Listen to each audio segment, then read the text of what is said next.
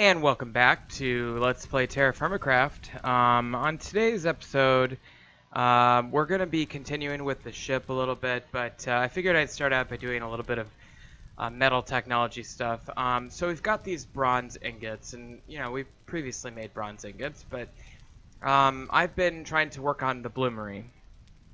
To get a Bloomery, you need 8 double sheets of bronze. Now, a single ingot can be fused with a second ingot to make a double ingot. A double ingot can be made into a sheet, a bronze sheet, and then you do 2 sheets and that's your double sheet. So if you need 8 double sheets, that means you need 16 total sheets, each sheet being the equivalent of a double ingot, so you need basically 32 ingots to make your Bloomery. In a multi-step process. So there you just saw me weld together 2 ingots, and now I'm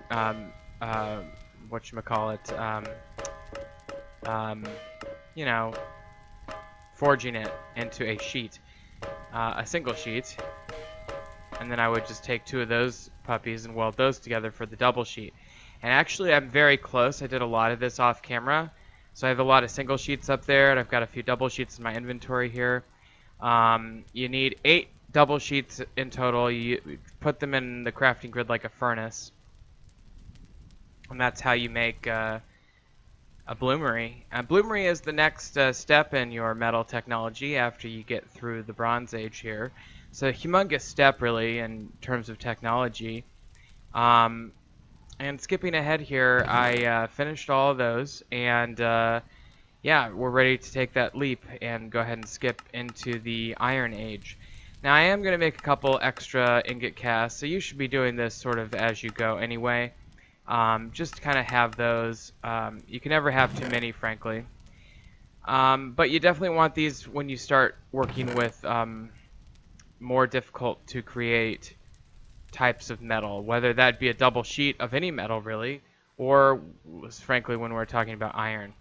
So I am going to continue doing some other stuff in the background while I get ready to make this Bloomery, but I think that we are ready to go ahead and craft this. So you just put in the furnace pattern there, and you get like the door of the Bloomery, and I guess that represents the Bloomery itself, but and I'm going to go ahead and light these up. I'm doing a lot of cutting this episode, by the way, just to kind of get rid of some of the mundane stuff. But anyway, the Bloomery door, I guess, represents the entire Bloomery, because the rest of it's just a multi-block. So all the work that goes into the Bloomery is the door. Alright, so in the meantime, I'm crafting a couple of additional bronze tools here. Again, this process, I've explained it a little bit. You're trying to get the green arrow to align with the red arrow, and then the 3 symbols on top are the last 3 that you need to use to get that alignment, and it goes backwards. So in this case, it would be that curvy one, the pointy one, then the hit at the end, and that's how you make that. Okay, so some things are made not with single ingots, but with either a double ingot or a sheet. In this case, a helmet. So I just went ahead and forged that unfinished bronze helmet using a sheet of bronze. I think it was a single sheet. You can go back and look if you want. A lot of the armor starts with sheets rather than ingots, so you have to forge or weld sheets together from ingots. And I just need to refill my flux here briefly. But yeah, so a lot of armor starts with sheets, and there's usually at least a 2-step process where you craft you forge the initial unfinished version, and then you weld another sheet on, and then you finish it. It's a really neat mechanic, actually. So in this case, we're heating the helmet up with a bronze double ingot so that we can weld them together here in a second. I cut ahead there. We're going to weld those together, and then we can finish the helmet theoretically. So, okay, and yeah, obviously the bellows helps a little bit. Okay, skipping ahead, ready to weld these together. It really helps that I can skip ahead, doesn't it? We don't have to wait. You know what? I need to make this I think I need to make that into a sheet if I'm not. Let me just double check here. Yeah, bronze helmet. Yeah, I need a sheet, not a double ingot. So I need to weld the sheet to the unfinished helmet. Okay. So I guess what I should do is reheat this. Probably both of them, to be honest, and try again. And okay, I'm just gonna use one of these to make a sheet real quick. Okay, so and the sheet recipe, I just do shrink, shrink, shrink, shrink, shrink, punch, and then a few light hits. It's the exact same thing that we'll be seeing in a little bit when we start splitting our iron bloom. It's a bunch of shrinks, a punch, and then 4 light hits. Very good recipe. Very good formula to remember. So as I continue to make these into sheets, because I know I'm going to need these sheets for the armor that I'm making today. Oops, I messed that one up. Okay, there we go. See if I can get this helmet welded. No, it cooled off too much. Okay, so let's go ahead and heat the helmet back up. And you definitely want those ingot casts over on the side, because if one of those sheets were to melt, that's 4 ingots. Wait, that would be, oh, it'd be 2 ingots, but it's a lot of work. So you definitely want those over there. Okay, so I got a double sheet, a single sheet, and a helmet, and I'm just heating them up enough to weld them like as if you were doing a double ingot. So, okay, so here we go, welded. Now we can finish this bronze helmet. Shouldn't be, yeah, that's pretty easy to follow recipe. Let's just do it real quick.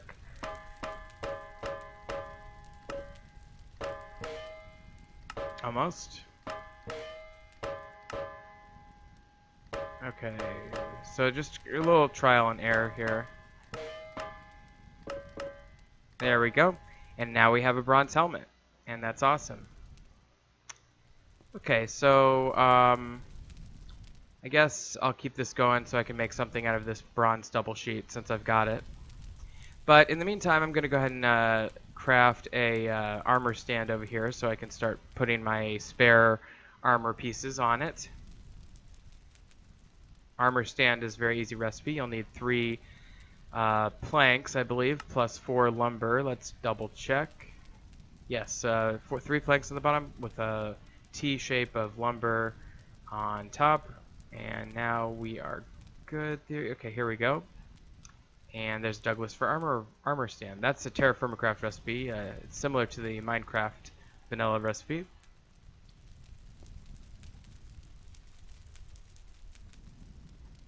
And we can throw that helmet right on the armor stand. And take a drink of my Kool-Aid here. Okay, so what we can make with the double sheet is the chest piece, and we can at least get started on it.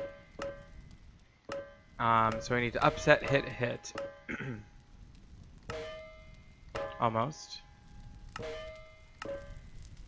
Perfect. That was actually a lot easier than I anticipated. Okay, so I think at this point I'm going to replace my leather helmet with this bronze helmet and put the leather helmet on this stand. Eventually I think I'll replace all of my leather gear with metal armor. It does take a little time, as you can see, to craft that metal armor, and I'm not sure if I'm going to stick with a pure bronze armor or if I'm going to move up to iron or what, but ultimately that is the goal.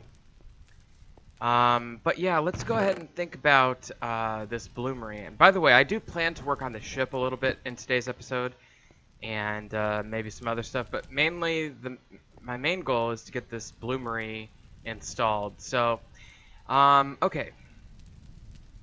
I guess I probably want to put it in this corner over here, which means I'm gonna have to rearrange some things. And yeah, I'm going to make some marble bricks as well with some of the extra stuff. Okay, so now I've cut ahead and I've moved a lot of these chests. And I'm going to go ahead and start building the Bloomery now. It's going to be in this corner that's off, I don't even know what direction I'm facing, but It's on this left, to the left of the forge if you're facing the door from inside. And of course, checking my quests, they want me to make copper sheets and copper plates to advance with metallurgy. And I'm just not going to do that, at least not right now. Still waiting on that mortar to finish, so I'm going to go ahead and move this sealed barrel. I don't know if moving the barrel affects the time it takes for it to produce what it needs to produce, but hopefully it doesn't, because I really could use that mortar. Okay, and so while we're waiting on that, I might take a look at the roof, because I'm going to need to open that roof up a little bit to make this work. Okay, so I'm going to go ahead and try to find where the chimney is going to be coming out. I'm probably going to do another cut here in just a second, and okay. Okay, so we're back, and this is, I got the mortar from the barrel, it finished, and I'm going to start building this bloomery now. Now, the bloomery is a multi-block structure. It's basically a chimney type structure with an opening on the side, which I'm making now. Right there, see that? And then you build a chimney up, and you can go up 1, 2, I think up to about 3 is the functional extent of your bloomery. Now you can go up higher than that, but it won't function beyond, I think, 3 blocks above this entry block here. And you just place the bloomery object right there, and it's the door. Again, the amount of work that goes into the door is astronomically higher than the amount of work that went into the case of the multi-block bloomery structure there. Okay, so let me do a little bit more with the roof here. I'm going to go ahead and shape this so that I have no wood blocking the chimney area here. Okay, and I'm going to save this wood because I'm definitely going to use it for other places of other parts of the roof. Okay, so okay. And I do like to kind of narrow the chimney to these 4 at some point. I think it looks neat. Looks skinnier. I mean, if I had a huge building, I wouldn't mind doing a 3x3 chimney. But this kind of diamond in the middle of it, I think looks even better. Okay, skipping ahead again. I finished a little bit of work on the roof there, and went down and got some more spruce wood because I needed some more spruce. Now what I've done is I've made the chimney up to where I want it to be, and I did make a trapdoor as well. And I think what I'll do is stick a ladder here so it's very easy, because the interesting thing about the bloomery is you need to be able to get on top of it. So unlike a normal blacksmith kind of arrangement, the bloomery you have to be able to get to the top of and the bottom of. I've seen videos of actual bloomeries in real life, and they are not this tall. I mean, maybe some are, but I think most are the equivalent of about 3 of these blocks. Maybe they don't create as big of a bloom. I don't know.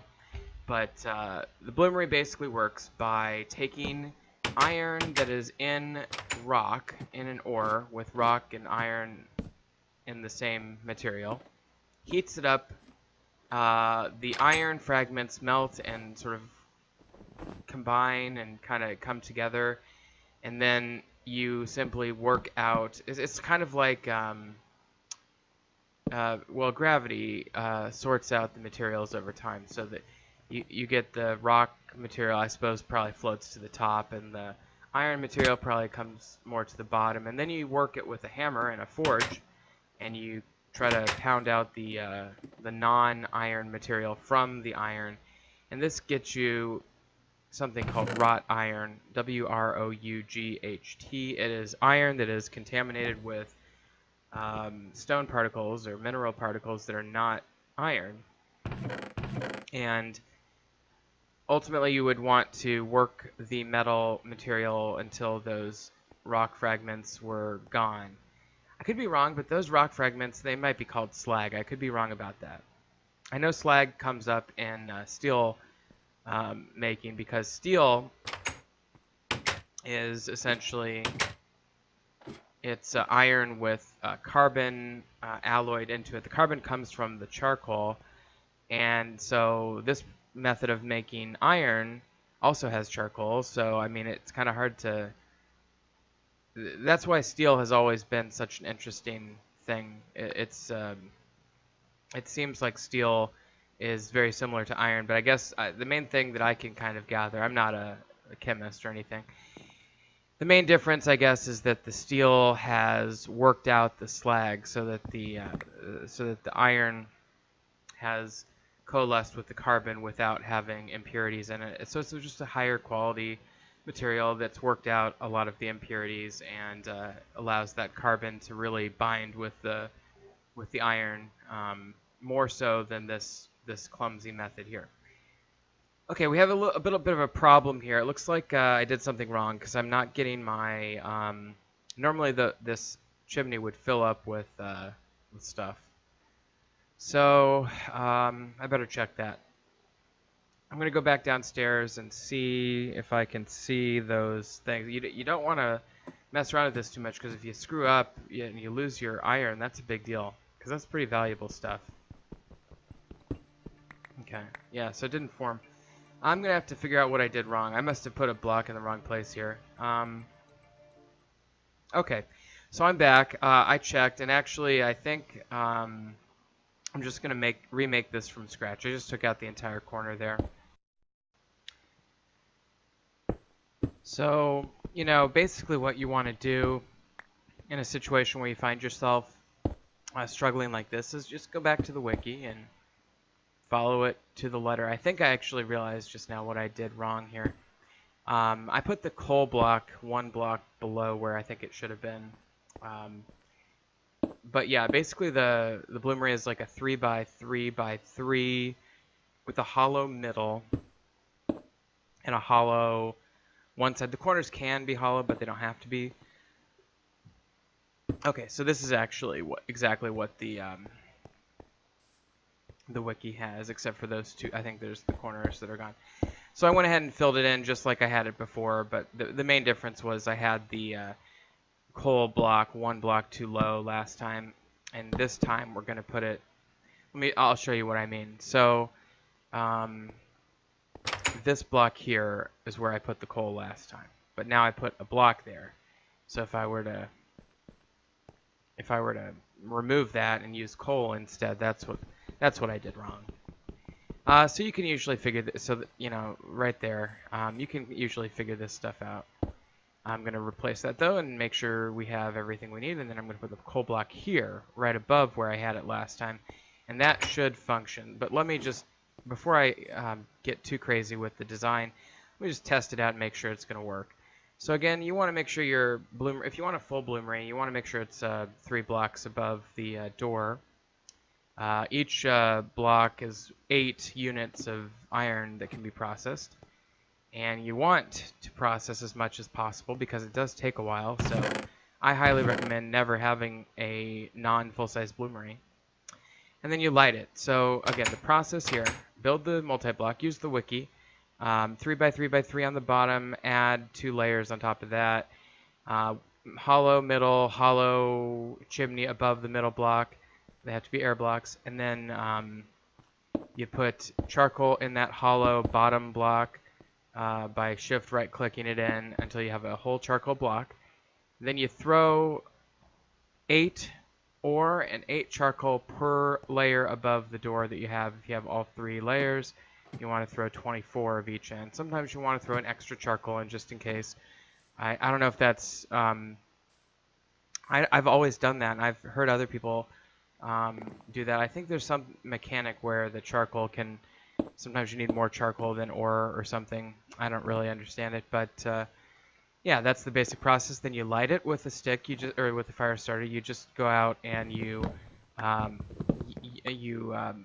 use the fire starter on the door block of the Bloomery. That can be a little tricky too. You don't use it on the coal, you use it on the door block.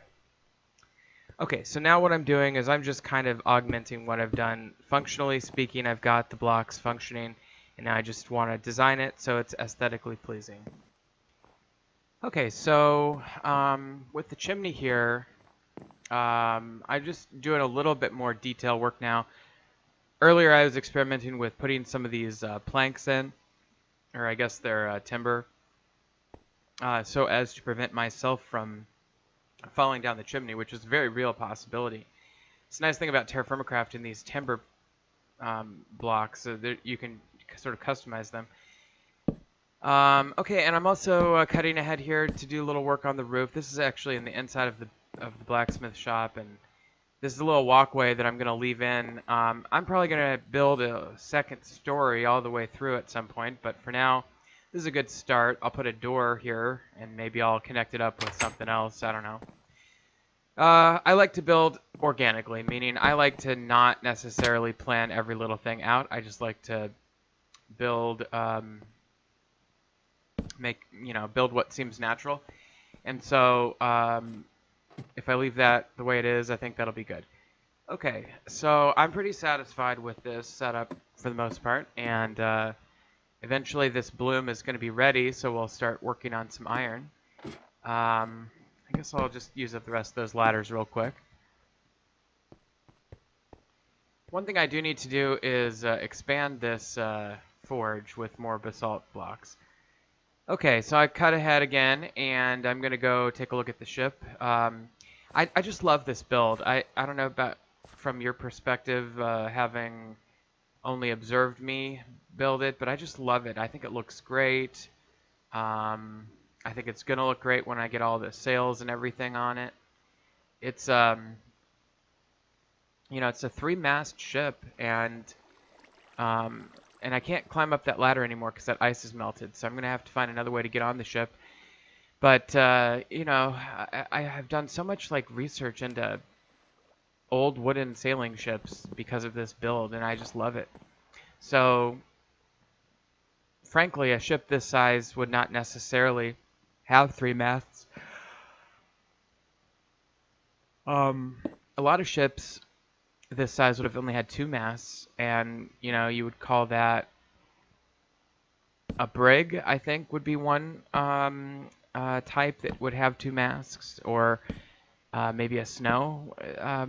But this, I'm going for more of an older style of ship, sort of a pre-galleon ship called a Carrack.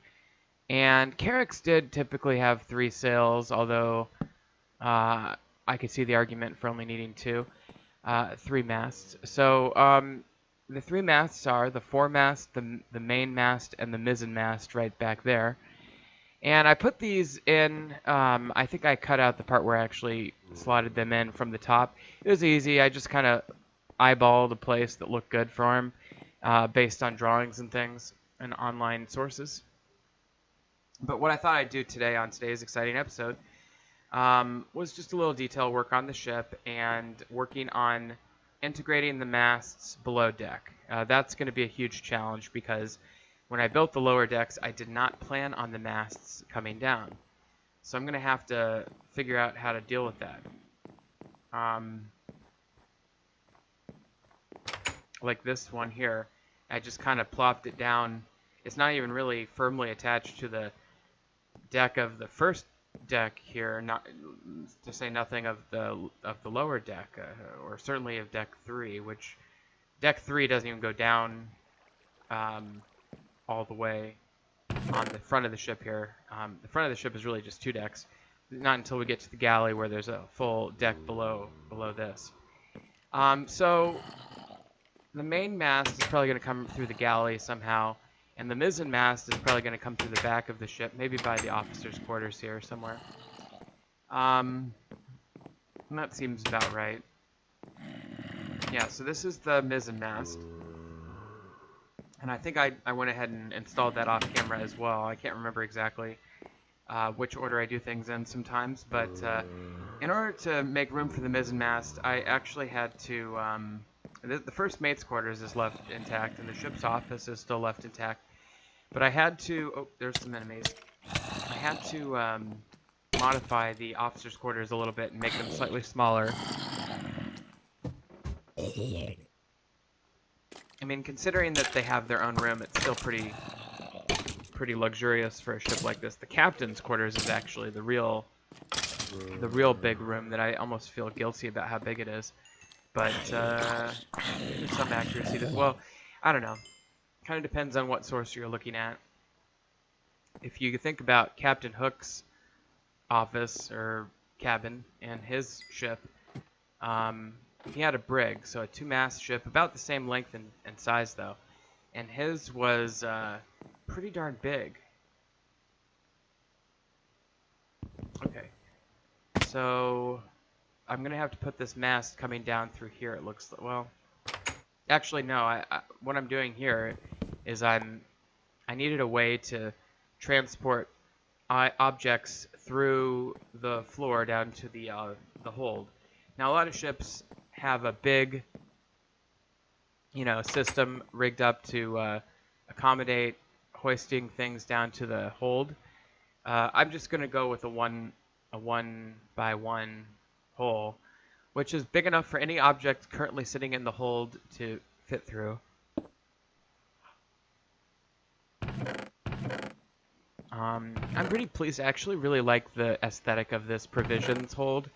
I love the ice block, or actually they're snow blocks mixed with the hay bales, or the thatch blocks. I think that's a really good look. It really, I actually used to go to this camp. My family went on vacation to a camp in Canada. It's in Ontario. And they didn't have running water or electricity, so you had to use ice. And they had this giant cabin full of ice in the middle of the summer. It was like 80 or 90 degrees at the peak. And all this ice was just frozen in this room, and it wouldn't melt. And it's because it was dark and insulated with wood and straw. And I was just very surprised by that, actually. So it does make sense that this method of storing things would actually preserve things in a very cool state. Okay, so I was just doing a little, I thought maybe I'd add some stone down there just to be thorough, because I thought, well, maybe a ship would carry a little bit of stone. I don't know. So I threw that in there. A little cobblestone. But I still need to work on these masts. I still need to get the main mast all the way to the floor. And here's the main mast. I'm just going to take a little bit of, some of these logs. I also need to get that mizzen mast from where it is currently on deck 2 all the way to this hold deck. But this should be fairly easy. Yeah, there it is. I don't have to rearrange anything because the hold is empty, and so things would come down through that hole there and be moved into the hold behind the mizzen mast, which is now attached to the keel. So I'm very happy with that. Let's go ahead and take a look at the main mast now. This is the main mast. It is attached through to deck 2 here, but I want to go to deck 3.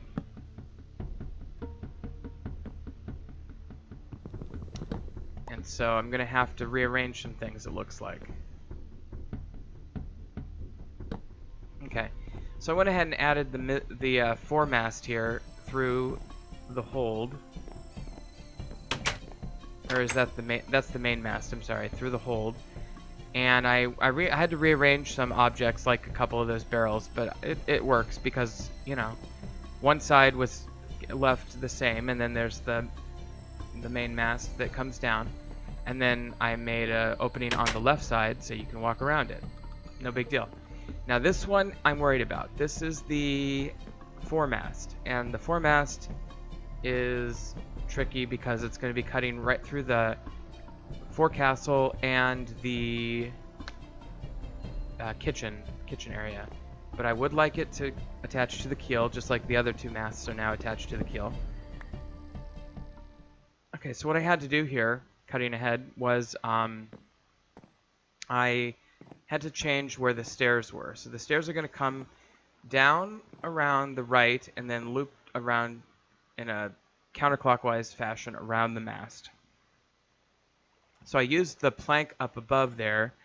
I just shaved those planks down to a 1/8 thickness, and that way you can they're where they need to be for you to go under them, but then they don't take up much space above them. So crew members could theoretically walk on top of that to get to their bed or to their chest. Now I'm going to be making some stairs here to really lay this out. So I'm going to use staircase mode. And actually I'm going to shave this even farther down because I need to get those stairs lower. Yeah, it's still a stair. Yeah, that's pretty good. And then I need to get this to be a stair. Can I do this, or is that going to be the edge of the... Yeah, that's the water there. Okay, so I don't want to do that, so I'm going to have to leave that one. I have an idea. Yeah, I know what I'm going to do. So I'm going to have to finish carving this down now to get rid of it and redo that because I don't want that water coming in, obviously. But I'll just put one here. I'll shave this one down. And then I'll leave that one right like it is. Okay, so now we have an intact floor, and then the foremast goes all the way to the keel with a staircase circling around it like a spiral staircase. That's pretty cool. A little cramped, but, you know, ships were cramped. It's very functional, though, and that's what we're going for. It is pretty in a way from the outside, but inside it's just really functional. I'm lighting these torches constantly every time I come back over here. Oh, I did a little work on these officers' quarters. They're smaller, but they're shaved. I used the chisel tool to shave them to be skinnier, so they leave plenty of room in the galley. See, there's a little adjustments I'm making as I go. Some on camera, some off camera. I'm trying to capture or tell you about most of them. But I am trying to light this thing up so I don't get as many mobs spawning. First mate's quarters. I might do a little detail work in there at some point. Ship's office. Okay. And these are the officers' quarters. These ones don't even have doors. So in total I have 4 regular officers and 1 first mate and 1 captain's cabin. So that's 6 officers total. I have 12 bunks for crew. So 12 crew, 6 officers, including the captain. Interestingly enough, in modern Navy parlance, you actually have quite a few officer ranks. You have like admiral. There's like 4 types of admirals. There's like full, admiral. Then there's like a rear admiral. Then you have, or there's a vice admiral. Then you have a rear admiral lower half and rear admiral upper half. And then you have, let's see. I mean, commodore, I suppose technically. And then you'd have captain, commander, lieutenant commander, lieutenant, lieutenant junior grade, and ensign as your officer ranks. In the time period of the Age of Sail, which is actually a little after the time period of this ship, really you only had a few ranks. You had your captain, of course, but then below that it was lieutenant. You have a first lieutenant maybe, and a second lieutenant, and maybe a third lieutenant, and then other possible lieutenants, and then you'd have it would actually go to there. I think eventually they did create the rank of ensign, but really what you had was midshipman was the other big rank, and then everybody else was a mate of some sort, so like a surgeon's mate or boatswain, or there's all these like skill-based officer ranks, and so it's hard to explain, but there were also warrant officers, officers that were not officers by virtue of like being of a rank, but by virtue of their specialty. So a surgeon, the ship's doctor, was a warrant officer, for example. It's very complicated. Look it up on Wikipedia if you're interested. Okay, so I'm going back to the blacksmith now. Now, I took out a bloom from the bloomery while I was talking about ship ranks, so I apologize for that. What you want to do with the bloom once you take it out is you want to put it in your forge and heat it up. That's what that is, the raw iron bloom. You can see it has units there, 840. That just means that there's 840 units of iron there. Similar to how each bronze ingot is 100 units of bronze, each iron ingot's going to be 100 units of iron, so we're going to have 8 ingots plus 40 remainder. Iron is a much tougher metal, that is to say it has a higher melting point. So you're going to have to heat it up a lot more to get it to the point where it's workable and weldable. I suppose the first thing you should do when you start making iron ingots is start going for 7 double ingots to make your iron anvil.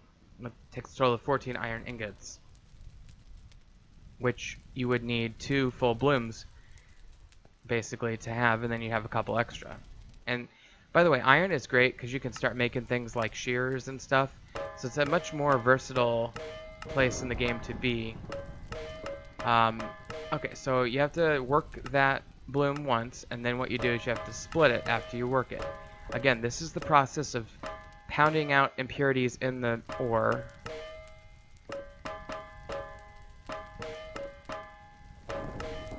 This should be easier. There is some mathematical formula behind these pounds and shrinks and everything, and I wish I knew what it was, sort of, although there's a certain fun in not knowing, I guess. The developers have been very reluctant to reveal the formula. But you can start to notice patterns. Like I kept punching and then doing small hits, and it wasn't changing where things were ending up. That tells me that punching and small hits must have the same underlying, what's it called? Integer. Or prime number, that is. So, like, maybe a punch has a value of 3, whereas a light hit has a value of 9. So no matter how many times I punched or light hit it, it would always end up being something divisible by 3. And I needed to get it to, like, let's say, position equivalent of 10, and so I would never get there with those particular prime numbers. 10, I would need a 2 in there, and probably a 5. So, I think you could probably infer what the mathematical value is for each thing. You could probably figure that out. I have not. Okay, so this is the same recipe for when we were doing bronze sheets, I believe it was. What you want to do is you want to do shrink until you get past the red mark, then shrink one more time, then punch, then 4 light hits, and that will equal where you want to be. In this particular video, I have not discovered that yet. So one after, then punch, then light, light, light, light. There it is. I just did it for the first time there. That, to me, is the easiest formula to get those ingots from the bloom pieces. So now, I know that I did this quick, but I've got my 8 ingots from working the iron there. I'm going to do another bloom here in a second. But, that's the process. You just want to...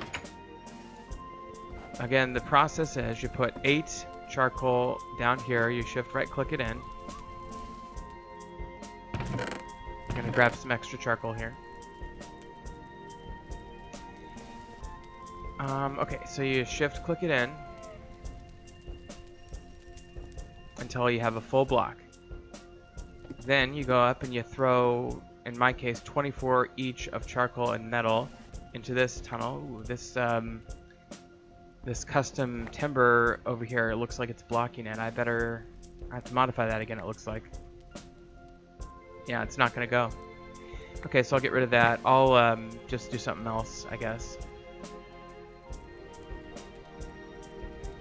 So again, if you do it right, it should come all the way up to the top there, and then you want to go ahead and light the Bloomery door. Now that'll create your raw iron bloom, in my case with 840 units. You heat it up in the forge, then you take it to your anvil, you work it on the anvil once, then you split it with the anvil. That'll give you, it'll divide it by 100 with a remainder, so you'll have 8 bloom pieces, and then you work each of those individually into a iron ingot using the shrink, shrink, shrink, shrink, shrink, shrink, shrink, punch, light hit, light hit, light hit, light hit method. Okay, and that's the easiest way to make iron ingots, and I've got a bunch of them now. So I'm going to go ahead and put these 8 ingots away. Once I get 14, we'll make an iron anvil. But boy, that looks nice. Okay, so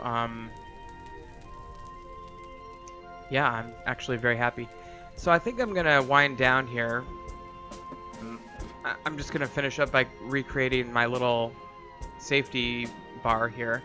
But, I don't know if that's the right... This should work. I wouldn't think this would block anything other than me.